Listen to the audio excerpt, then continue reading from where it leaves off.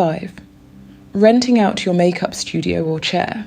If you have a makeup studio or space, why let it sit empty when you're not working? You can rent a chair to other artists, hairstylists, or even photographers. Even if you don't own a studio, consider partnering with a salon where you get paid for referrals or space sharing. This way, your location makes money for you, even when you're not booked. It's passive income, and it builds relationships in the beauty community. Number 6, makeup product photography and styling. This is one most artists don't think about. Brands and small business owners constantly need product photos, lipsticks, eyeshadow palettes, brushes, all need to be styled and photographed. If you have an eye for detail, you can offer to style and shoot their products, or even just prep the makeup for a photographer. This service is rare, which means you can charge premium rates. It's also creative and fun, giving you another way to use your artistry. Number 7, corporate training and speaking engagements. Companies, schools, and even organizations sometimes hire beauty professionals to train their staff or give workshops.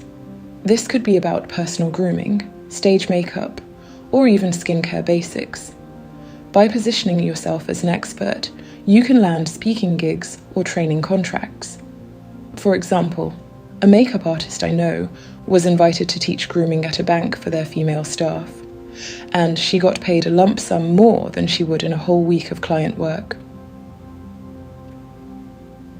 Number 8, special effects makeup. Special effects makeup is in high demand for films, theatres, Halloween, and creative shoots. Yes, it requires extra learning, but the pay is significantly higher. Imagine being the go-to artist for Halloween events in your city, or working on a Nollywood movie set. Adding this skill can set you apart completely from other artists in your area. Number 9, personal shopping and styling services. So many clients are overwhelmed when they walk into a beauty store. They don't know what shade of foundation to buy, or what brushes they actually need. As a makeup artist, you can offer a personal shopping service where you guide them through choosing the right products for their skin tone and budget. You can charge a flat fee, and even earn commission if you partner with a store. This not only makes you money, it builds long-term loyalty with clients.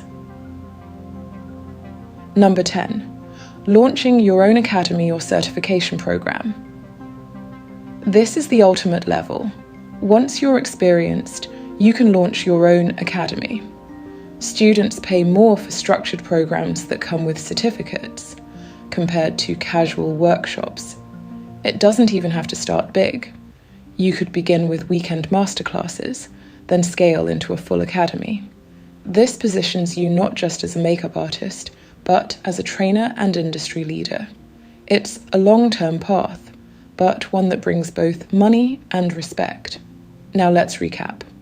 So, beyond regular clients, makeup artists can earn through content creation and monetization, bridal packages and luxury experiences, media and event work, memberships and subscriptions, renting out your studio space, product styling and photography, corporate training and speaking, special effects makeup, personal shopping services, and launching your own academy. The more you diversify, the more secure and profitable your career becomes. So here's my final advice. Don't wait for clients alone. Start planting seeds in these other areas, and soon you'll see how powerful your career can become when you think beyond bookings. If this video gave you new ideas, hit like and subscribe for more beauty and business growth content. And if you want a practical guide to building your makeup career, check the link in my description for my beginner makeup artist book. It's packed with tips to help you grow your income and turn your passion into a profession.